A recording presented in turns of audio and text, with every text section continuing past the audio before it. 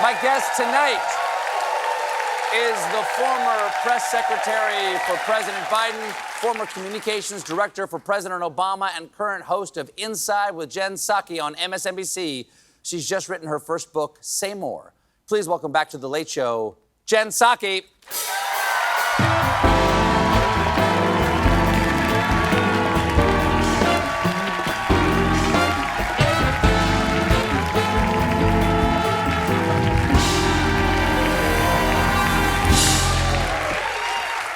Hello. Hello. Nice to have you back. It's great to be here. You look like a very hip angel. Oh, thank you. I love the outfit. I feel a hip angel. I love it. Thank you. Now, the new book is Say More, and we will say more about that in just a moment. But I did want to point out that in March, you celebrated your first year as host of Inside with Jen Psaki after a year with the gig.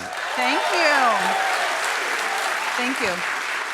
What do you call yourself? How do you perceive your job? Anchor, reporter, journalist? Because, there are different jobs in the news industry. What are you? Kind of all of the above. I mean, look, Okay. I think that what my job is to inform the public. And I don't know how you can define that. I consider myself at times a journalist. I consider myself a person who is an anchor, of course, because I'm sitting behind a desk. Sure. But hosting a show, as you know, it's a privilege. It's an opportunity to provide people with information and context and help them understand things. So. And jokes about the worm in RFK Jr.'s brain. I was waiting for that to come up. I was thinking, what is Stephen going to say about this tonight? Well, I'm curious, as Give someone me who's worked more. with two presidents, how much of a president's brain can be eaten by a worm before it starts to impact their performance? Do you have an opinion I have on that? never worked for a president who's had part of their brain eaten, and hopefully By any animal, let alone a by worm. any animal. Hopefully, Okay. that's not something we're dealing with as a country. Okay. But yeah, so I can't speak to that one from experience, actually. Well, how has it been having to balance your own voice, your own what you want to have happen in an election with the job of informing the public? Because there has to be a tension there. Of course, but look, I think right now, Stephen, and I watched your show. I watched your monologue last night. You had some fun with the trial, which was good. Sure. Thank you. Right now, I think what we're looking at right now is some significant stakes for the country about the future of our democracy. I don't think that anyone should be hiding from that or talking around that. So I don't try to be anything other than who I am, and I don't try to do anything but present what my point of view is in an informed way. I do it with facts. Everyone doesn't always do it with facts. But yes, I worked for President Biden.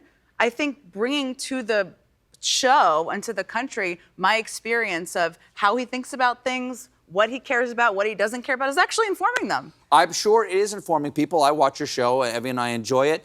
I would just imagine that, especially as we get closer to the election, that tension is going to become greater for you to stay objective, even if you actually believe in the objectives of the President of the United States. That's true, but I don't think my views of Donald Trump are a secret. I don't think yours are either, if I'm being honest. I'm not a journalist, and Well, I'm a professional clown.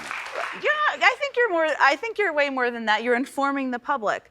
Then I'm not doing my job very well. I think people who are watching my show, I hope, and this is the North Star we always talk about on our team, is do people come away with a better understanding of a person? Maybe it's Joe Biden, maybe it's somebody running for office, maybe it's a governor, and an issue.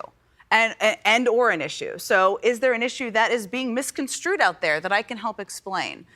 I don't think it's a secret. I don't try to make it a secret. I worked for not just Joe Biden, I worked for Barack Obama. I've worked on 3 presidential campaigns. That's part of my story. I think I can bring a lot of insights to the public about how these things work, how campaigns work, and also what's actually at stake in this election. So, is there something that you could inform the audience about that might be something that you feel like the Biden administration is not doing correctly right now? Some constructive information that they wouldn't mind hearing from you. For instance, how about his outreach to young people right now? Much is being made of the fact that young voters are turned off to President Biden, especially in light of his continued support of Netanyahu with the tragedy that's going on in Gaza right now, in response to the tragedy of October 7th.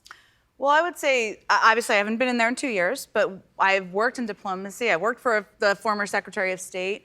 I do think that there is some leverage that we are all seeing being used. Should it have been used earlier? I think the answer is yes to that. But we are seeing them hold back in the sending of weapons. That's actually a pretty significant sign, given that the United States and Israel has a long-standing connection on military support, where the United States is a big provider of that. Has the United States done that many times before, withheld the weapons? Not many times before. It has happened before, but not many times before. But that is a pretty significant step. Prime Minister Netanyahu, I would say, is someone who Joe Biden has had a tricky, challenging, difficult relationship with for some time. People don't always see that. That isn't often talked about. But in terms of, to go back to your original question here about what they could be doing differently, it's very hard and difficult to explain the nature of diplomacy. It's just very hard to talk about what's happening behind the scenes. Sometimes, because if you do, you'll ruin the diplomatic talks and the conversations. But outreach and connection and listening to young people and hearing from them is certainly an important part of that. He is going to talk to Morehouse University. He's going to do the commencement address there in a couple weeks. That's a good step. They could be doing more of that. And I think that's an important part of their outreach that they'll have to do over the next couple months. We have to take a quick break, but don't go nowhere. We'll be right back with more Jen Psaki, everybody. Stick around.